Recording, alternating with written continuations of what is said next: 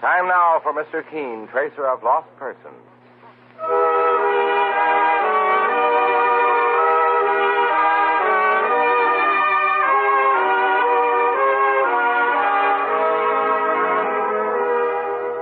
Ladies and gentlemen, Anison and Colinos present Mr. Keen, tracer of lost persons. One of the most famous characters of American fiction in one of radio's most thrilling dramas.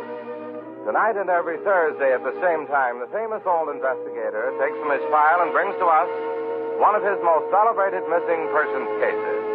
Tonight's case is entitled The Quicksand Murder Case.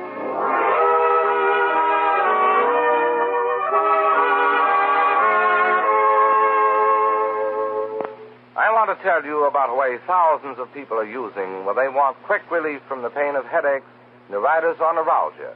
It's a way many people first discovered through their own physician or dentist. It's Anison.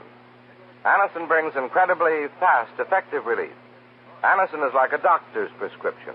That is, it contains not just one, but a combination of medically proven active ingredients in easy-to-take tablet form. We ask you to try Anison tablets the very next time you suffer from headache, neuritis, or neuralgia pain. We know you'll be delighted with the incredibly fast, effective relief they bring. Ask for Anison at any drug counter today. For most effective relief, use only as directed. Anison is spelled A-N-A-C-I-N.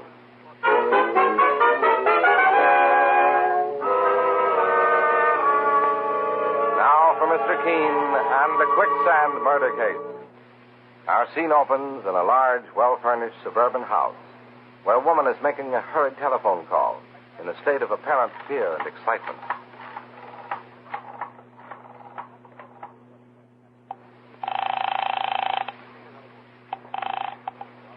Hello? Betsy, this is Edna. Oh, hello, dear. I was waiting for your call. Have you moved into your new house? Yes, I moved in an hour ago. Betsy, can you come over here immediately? What's the matter, Edna? You sound nervous. I am. I can't explain. I'm not sure of what I found yet, but I wish you'd come over. It's terribly important that I'm frightened. I'll be there in 15 minutes. All right. I hope Betsy comes right over.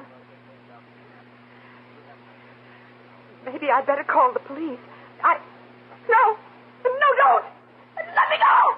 Don't kill me! No!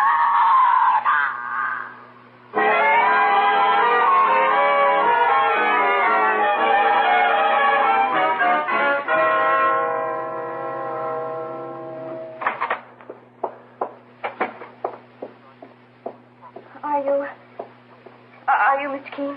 Oh, I'm his partner, Mike Clancy. You want to see me, miss? Mr. Keen? Yes. Oh, my name is Betsy Harlow. I've come to you for help, sir, because I'm terribly worried about my sister Edna. Something's happened to her. I just know it. Take it easy now. Bring over a chair for Miss Harlow, Mike. Why, sure, boss. I'd have gone to the police, only I'm not certain myself exactly what happened. I looked through the house, but everything was in order, and Here. Relax in this chair, Miss Harlow. You look all worn out. I've been up all night hoping I'd hear from Edna. Has your sister disappeared, Miss Harlow? Completely, Mr. Keen. Edna phoned me yesterday about 6:30 in the evening. She's just moved into a new house she rented on Wilson Drive. That's in the suburbs, Yes, eh? Mr. Keen. When she phoned, she seemed to be very worried about something. She asked me to come right over to her house, and she'd explain. Yes, go on. When I got there, the house was dark. I kept ringing the doorbell for half an hour and then managed to find a window on the ground floor that was unlocked.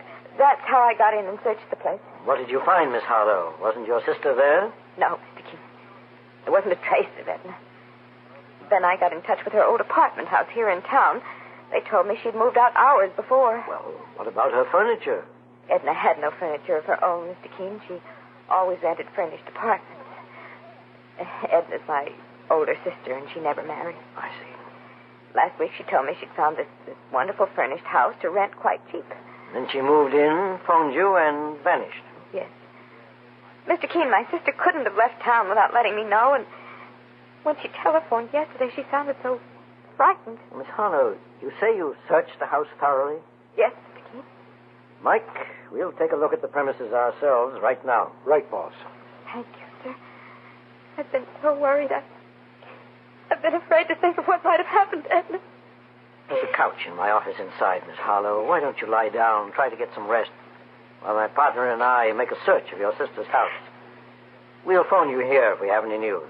You mean if you find out that my sister is... No, sure now there's no point in being pessimistic about it. Maybe everything's all right, Miss Harlow. Oh, no, Mr. Clancy, I can feel that something's happened to Edna. And I don't believe I'll ever see her alive again.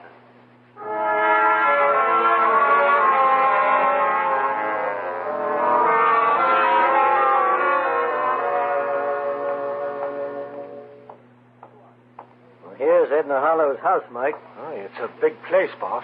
All quiet and peaceful looking. That's how it looks from the outside, Mike, but a search may reveal a different story. There's a fella parking his car right behind ours at the curb, Mr. Keene. Just a second, Mike. Let's find out what his business is. If you gentlemen are interested in that house, I'm afraid it's already been rented. As a matter of fact, we are interested. Well, I rented it a week ago. I'm the agent, Fred Dunlap. Came over to give Miss Harlow an extra set of keys. Mr. Dunlap, when did you last talk to Edna Harlow? 3 days ago, and... Well, what makes you so interested in my tenant? My name is Keene. Mr. Keene, the famous investigator? My partner, Mike Clancy, and I would like to examine that house thoroughly, Mr. Dunlap. Well, I'm sure Miss Harlow won't object. But what's wrong? Why do you want to search the house? Edna Harlow seems to have disappeared. Disappeared? But I only talked to her. We'll explain further when we get inside the house. Now, I'd appreciate your opening the door with that extra set of keys you have, Mr. Dunlap. Okay, Mr. Keene.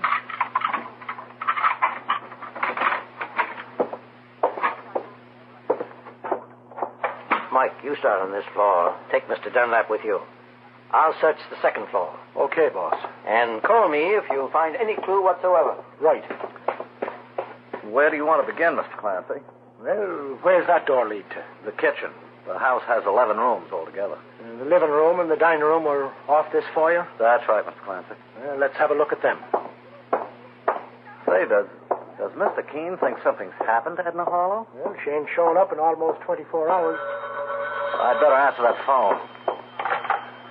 Hello? May I talk to Miss Edna Harlow, please? This is Henry Wicker speaking. Well, she isn't here, Mr. Wicker. This is Fred Dunlap, the house agent. Oh, yes. Oh, has my wife arrived at the house yet? No. Well, will you ask her to phone me when she gets there? She's on her way over to see that Miss Harlow is comfortable. Well, look, maybe you'd better come over here yourself, Mr. Wicker. You see, Mr. Keene, the famous tracer of lost persons, is here, and, well, there's something wrong. Really? What's it all about? Well, you'd better come over and he'll explain. All right. Tell my wife to wait there for me. I will, Mr. Wicker. Goodbye. Who is that on the telephone, Mr. Dunlap? Oh, Mr. Keene, it was Henry Wicker. He and his wife own this house. I act as their agent. He's coming over here? Yes, and his wife is on her way. There's Mrs. Wicker at the door now. I'll let her in. Mike, I found something upstairs. What is it, Mr. Keene? I picked up this cigar stub in the corridor. The band is still on it. A cigar stub, eh? Yes, it had been dropped and ground out by someone's foot. Judging by the ash, it must have been dropped there very recently. Now, it may not mean anything, but it's worth keeping in mind. Have you searched the ground floor yet? No, Mr. Keene. We'll start with the entrance hall. I'll talk to Mrs. Wicker, the owner of the house. Right, sir. Mr. Keene is inside here. I hope this isn't serious. It may be, Mrs. Wicker, very serious. You're Mr. Keene? Yes. I'm Mrs. Wicker, the owner of this house. You rented it to Edna Harlow? Yes, Mr. Keene. It's the first time we've ever rented the place since we inherited it from my uncle. My husband and I have been abroad for months, and during that time the house was empty. Mr. Keene, sir. Come here, quick. What is it, Mike? Saints preserve us, but look what I found in this closet. The lady better keep back. It ain't a pretty sight. Well, I'm afraid this ends our search, Mike. What is it?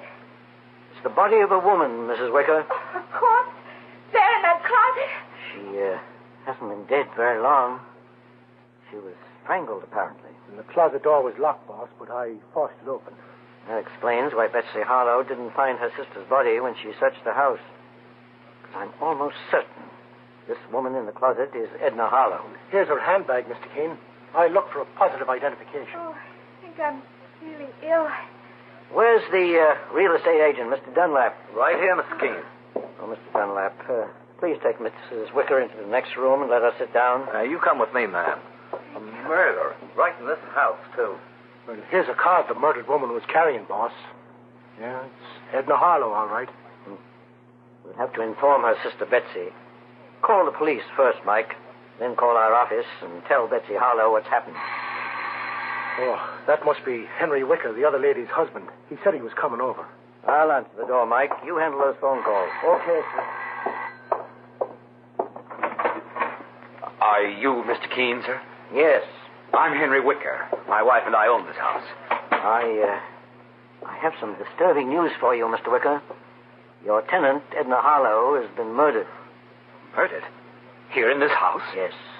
We found her body in the closet only a minute ago. Why, I can't believe it. Well, that superstition couldn't be a fact. What superstition? Why, my wife's uncle, Amos Ridley, built this house 2 years ago. One of the workmen was accidentally killed by a falling block of plaster. And then there was a fatal automobile accident in the street outside just after my uncle moved in. Where is your uncle now, Mr. Wicker? He's dead, Mr. Keene. That was another strange thing. How do you mean? He was swallowed up by quicksand in a deserted section about a mile from here. Quicksand? Yes. All that was found was his cane. I remember him saying before it happened that this house was bad luck. He was sorry he built it. Uncle's body was never found? No, Mr. Keene. The area he was killed in is fenced in for a quarter of a mile. No one knows how deep the quicksand goes down. Only his walking stick was found. I'll have a look at that spot, Mr. Wicker, after I report to the police about Edna Harlow's murder. Mr. Keene, do you think Miss Harlow was murdered by some thief who broke into the house? No, when my partner examined her purse for identification, I saw a small roll of bills still inside. Mr. Wicker, when did you and your wife first meet Edna Harlow? When she signed a lease for the house. She was a quiet woman who seemed to mind her own business. I see. Well, perhaps you'd better join your wife inside and wait here for the police. They'll undoubtedly want to question you. Very well, Mr. Keene. Well, the police will be over in 5 minutes, Mr. Keene, sir. I couldn't reach Betsy Harlow, the murdered woman's sister. She must have left our office. She may be on her way over here. You know, Mike, this is one of the most baffling situations we've ever encountered. Edna Harlow apparently rented the house and paid for it with her life. But there's a tie-up somewhere. We've got to find it. What kind of a tie-up, boss? Well, Mike, the man who built this house, Amos Ridley, is presumed to be dead. What happened to him, sir? According to the story, he became mired in some quicksand near here. His body was never recovered. And you think that had something to do with the murder of Edna Harlow here in this house? Well, I don't believe in superstitions, and coincidences like this are rare. But some motive must link the death of Edna Harlow and the mysterious disappearance of Amos Ridley. We're going to find out just what that motive is. In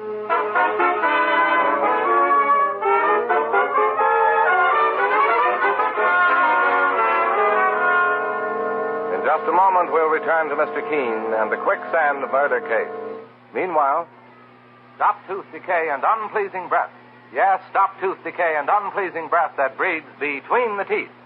Use Colonos toothpaste with dental floss action. Your dentist will tell you, brush your teeth after meals to stop decay. Clean those cracks and crevices deep between your teeth to guard against unpleasing breath. Now, Colonos gives you dental floss action. That is, sends thousands of active cleansing bubbles to help dislodge bits of food that can cause unpleasing breath. What's more, foamy, refreshing Colonos brightens teeth by removing ordinary yellow surface stains. Helps stop tooth decay. Get Colonos toothpaste with dental floss action today.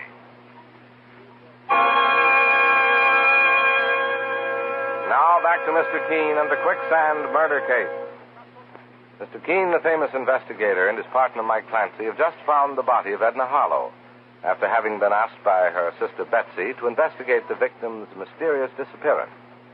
The body was found in a closet in a house Edna Harlow had recently rented from Henry and Alice Wicker, the owners.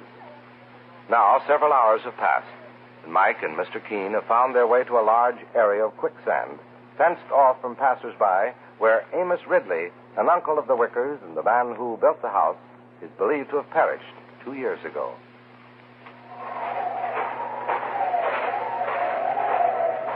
Here's the quicksand area, Mike. It's surrounded by a fence. There are several warning signs around it. Well, sure, and what would a man be doing poking around in a dangerous spot like this? Well, Amos Ridley was supposed to have been rather eccentric. According to the story in the police files, he was thinking of buying this land and filling it in. He evidently made a fortune in real estate before his death. They believe he was mired in the quicksand while looking over the property. Well, with no clues in hand, I guess the police had to file the case as a mysterious disappearance. Yes, they couldn't dredge the quicksand. Would have cost a fortune and taken months. So when they discovered Amos Ridley's cane on the bank, they took it for granted he'd been caught in that treacherous sand. Oh, don't go too close, Mr. Keene. I don't like the looks of that quicksand. You know, Mike, after finding the strangled body of Edna Harlow, who rented Amos Ridley's house from his niece and nephew, I'm almost convinced of one thing. What, boss? Her death came about because of Ridley's disappearance. She may have discovered something in the house, a clue, perhaps. And someone wanted to make certain that clue would never be known.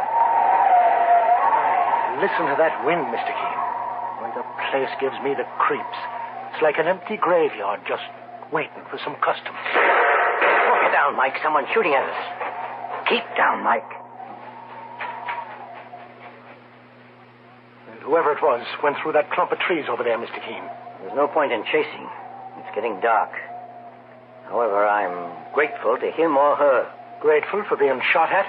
Faith, and if I could get my hands on the bucko, I'd show my gratitude. It's convinced me, Mike, that we're on the right track. The secret of Amos Ridley's disappearance and Edna Harlow's murder is back in that house. And we're going to find it now.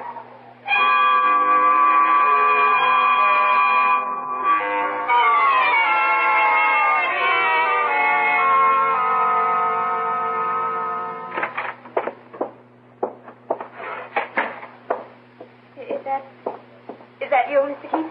Yes. Boss, it's Betsy Harlow, the murdered woman's sister. Mr. Keene, I've just come from police headquarters. They called me at my apartment and told me that you'd found my sister Edna murdered. I'm sorry to have such bad news for you, Miss Harlow. I still can't believe it. What could anyone have gained by killing her? What's the meaning of it all? Perhaps we'll know before the night is over. I left your office before to go back to my own apartment. And when the police phoned, I knew I'd find you here. Have you been in this house all alone, Miss Harlow? Oh, no. A real estate agent named Mr. Dunlap let me in. He's inside making a phone call. Oh, he's the agent who rented the house to your sister. Mr. Keene, I've made up my mind that if it takes me the rest of my life, I'm going to find out who murdered my poor sister Edna. And why. I have every intention of doing that myself, Miss Harlow, with your cooperation. I'll do anything you say, Mr. Keene. Then leave here immediately. This house may not be a safe place to be in. And I don't want you around to complicate matters. What are you planning to do, Mr. Keene? Trap a vicious murderer. Mike, it's getting dark outside.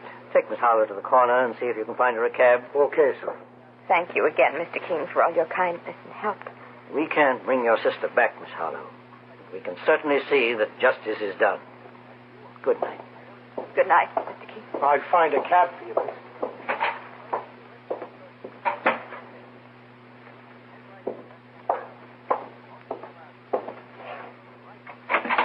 Oh, Mr. Keene. Good evening, Mr. Dunlap. I didn't hear you come into the house. Betsy Harlow told me you were making a phone call in here. Yes, I've been trying to contact my office, but I guess they're closed for the day. Did Mr. and Mrs. Wicker, the owners of the house, go to headquarters with the police?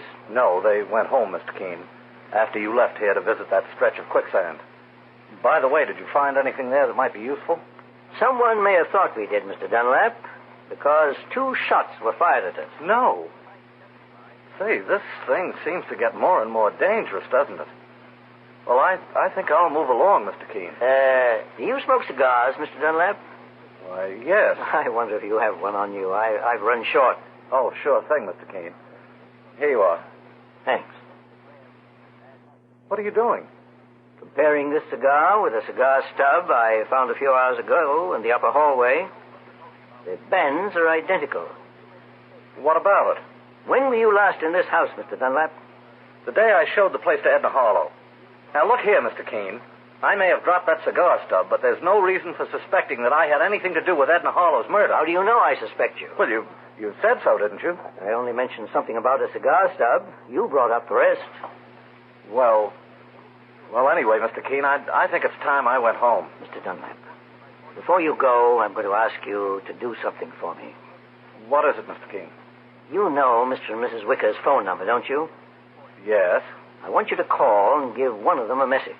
Which one, Mr. Wicker or Mrs. Wicker? The first one who answers the telephone. What'll I say? Just say that you found it, but you'll keep the secret if you're well paid. I found what, Mr. Keene? Never mind that now, Mr. Dunlap. Just do as I ask. You may discover that you're instrumental in breaking a very puzzling murder case and finding the killer.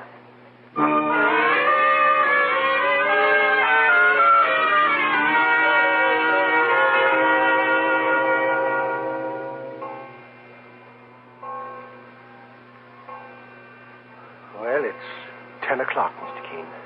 Yes, Mike. Maybe I was wrong and my scheme won't work. But we'll wait a little longer. Well, it's a good thing we sent that real estate agent Dunlap home. Yes. But it came in handy, Mike. When he phoned the Wickers, he spoke to the maid. Neither of them had arrived home. Someone's coming in the door, Mike. We'll be spotted if the lights go on, Mr. Keene. Don't think they will. Quiet, Mike.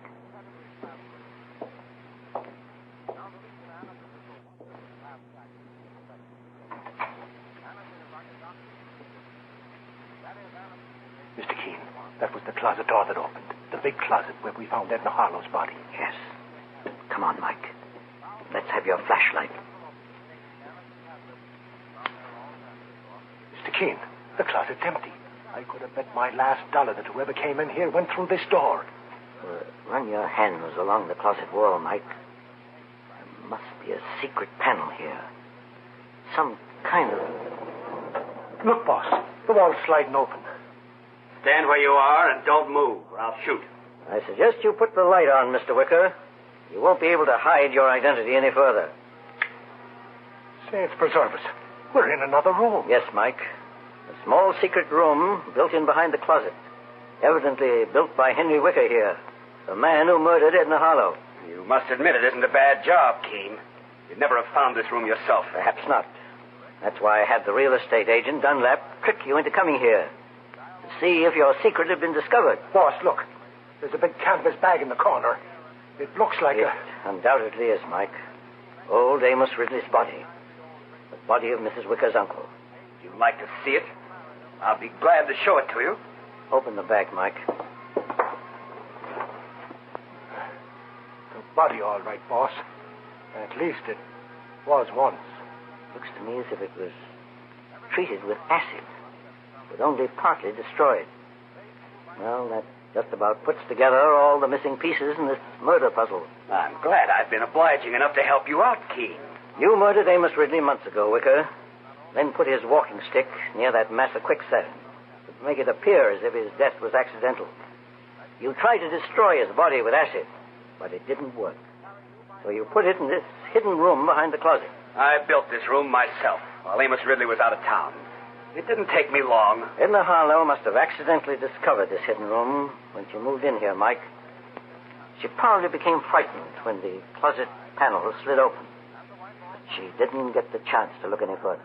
You murdered her, Wicker, but didn't have time to get rid of her body before we arrived to investigate. The closet panel jammed. I'd have put her in there with Amos. If my stupid wife hadn't disobeyed my orders and rented this place while we were away, things would have been much simpler. Wicker, you evidently don't have any more affection for your wife than you had for her uncle. Uncle Amos was rich, and he was kind enough to leave everything he had to my wife, Alice, and to me. Which is why you murdered him. My wife isn't clever enough to think up a plot like this, or finish it the way I intend to finish it. And just how are you going to finish it, Wicker? I have a car outside. Tonight I'm taking Amos's body, and you and your partner here, or what's left of you, to that mire of quicksand. I'd have put Amos in there a long time ago. I was afraid they'd try to dredge the place and find his body with a bullet in it. But they won't think of the quicksand this time because I'll leave no trace. Mike, look. The canvas bag, it's moving. The bag is moving. So are you, mister.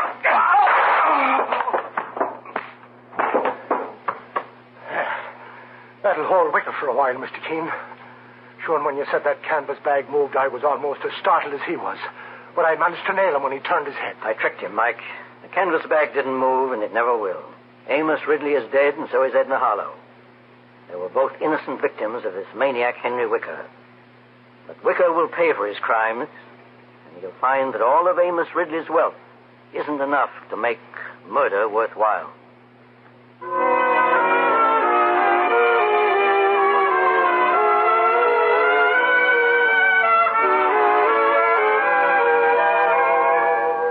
And so Mr. Keene finds the solution to the quicksand murder case.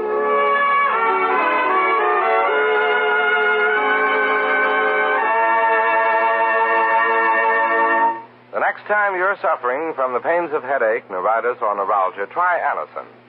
You'll bless the day you heard of this incredibly fast way to relieve these pains. Now, the reason Anacin is so wonderfully fast-acting and effective is this. Anacin is like a doctor's prescription. That is, Anacin contains not just one, but a combination of medically proven, active ingredients in easy-to-take tablet form. Thousands of people have received envelopes containing Anacin tablets from their own dentist or physician, and in this way have discovered the incredibly fast relief Anacin brings from pain of headache, neuritis, or neuralgia. So next time such pains strike, take Anacin. For most effective relief, use only as directed. Your druggist has Anacin in handy boxes of 12 and 30, and economical family-sized bottles of 50 and 100. The name is Anacin, A-N-A-C-I-N.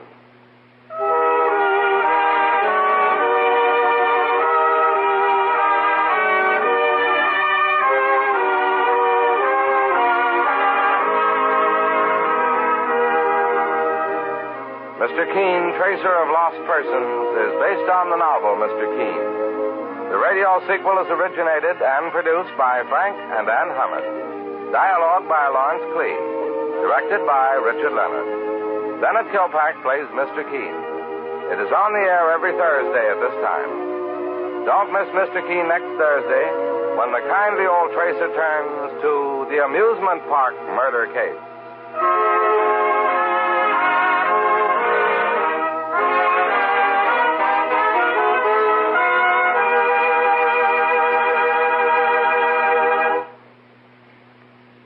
Ever suffer heartburn or upset stomach from acid indigestion? Safe new Bicidol mints, medically proven, quickly rid stomach of that blown-up feeling. Give longer-lasting relief than baking soda. Yes, hours of relief. Bicidol mints not only neutralize, but actually carry away excess stomach acid.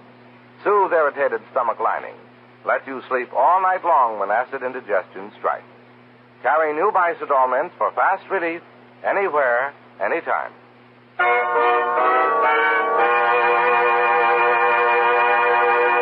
Mr. Keene, Tracer of Lost Persons, will be on the air next Thursday at the same time. This is Larry Elliott saying goodbye for Mr. Keene and the Whitehall Pharmaceutical Company, makers of Anacin and Colinos, and many other dependable high-quality drug products. This is CBS, the Columbia Broadcasting System.